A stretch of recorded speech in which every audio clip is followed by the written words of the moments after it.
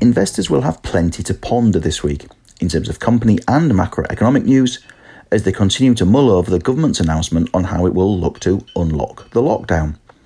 From a top-down perspective, the main feature is likely to be the latest batch of data from China. Although the release date could move around, at the moment Beijing is due to publish the latest monthly growth numbers for investment in fixed assets, retail sales and industrial production on Friday the 15th of May. These are important numbers as they will help economists gauge the shape of China's economic recovery as it emerges from lockdown, and perhaps give some indication of the shape of any future upturn in the West, and whether it's V, U, W, tick, L-shaped or something else. Markets currently seem to be pricing in a fairly swift pickup in economic activity and corporate earnings, judging by the share price bounce back we've seen in April worldwide. Remember that China's GDP fell 6.8% year-on-year in Q1 as activity collapsed in February and March. The quarter did, however, end with all three of these monthly indicators showing some sort of rebound in March, so it'll be interesting to see what happened in April. By way of a reminder, industrial production fell just 1.1% year-on-year in March, according to these official statistics.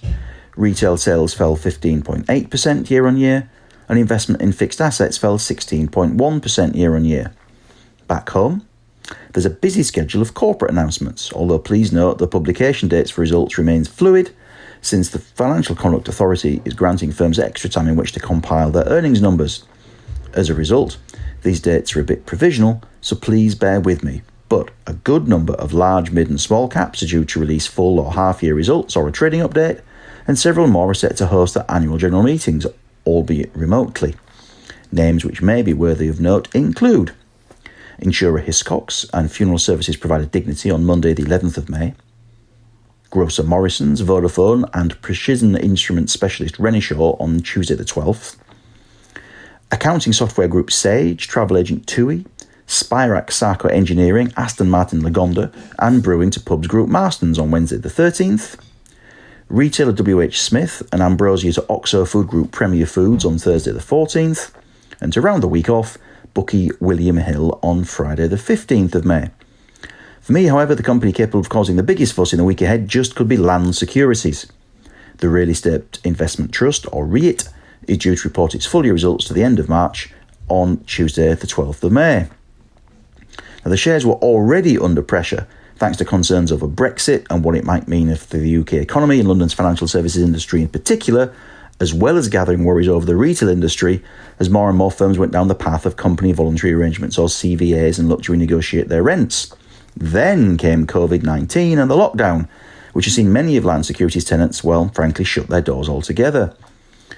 Land Securities' £13 billion property portfolio, according to the first half results at least, is split 50% offices, 38% retail and 12% what it calls specialist sites, which include leisure facilities like cinemas and also hotels.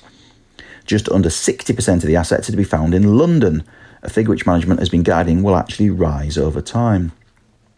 The company, where new Chief Executive Mark Allen took the helm in mid-April after the retirement of Robert Noel, has already issued a trading statement to give some preliminary feel for the full-year outturn, and there were three key features. 65% of fourth quarter rental income had been paid on time, compared to 96% the year before. 86% of office tenants had paid up on time, compared to 41% from retail, and 23% from leisure and hotels. Remember that rental income came to £680 million in the last full year. Secondly, management stressed the firm had £1.2 billion in cash at hand and that it had no material debt repayments until 2023, with 2024 the first major year for any scheduled repayments. That offered some reassurance, and the loan-to-value ratio is pretty low at around 28%, although note that this figure has benefited from rising asset values rather than net falling debt necessarily. So, this is something investors need to note in an environment where asset values look to be coming under pressure, at least in the near term. And thirdly, Land Securities announced the cancellation of its third quarter dividend, a payment where the quarterly run rate had gone up to 11.6 pence a share. In the likely event that the fourth quarter payment is scrapped as well, that'll take the annual distribution down to 23.2 pence a share for the year, down from 45.55 pence a year ago. Remember that REITs are obliged to pay out 90% of their profits at least to maintain their favourable tax status. Now, those figures will all be key features as analysts pore over the full year numbers. They'll make a beeline for two more items as well. The first is the overall vacancy rate, which ended the last financial year at 2.7%. That figure actually peaked at 5.9% after the Great Financial Crisis. And analysts will be asking what will happen in the retail industry and also look at offices and whether more people will look to work from home in the future on a permanent basis, possibly decreasing the need for big buildings. Equally, you could argue hot desking is likely to be less common going forward at those firms where staff are needed in the office, so they may end up requiring a bit more space. The second number, well, that will be the value of the REIT's assets, a key valuation tool. Note that the European Public Real Estate Association, EPRA, has changed how it measures this, and the prior net asset NAV number has been replaced by a new benchmark, net tangible value, or NTV. The difference is pretty minor, barely 1% in fact at Land Securities, where NTV per share was £13.48 a year ago and £13.06 at the half-year stage.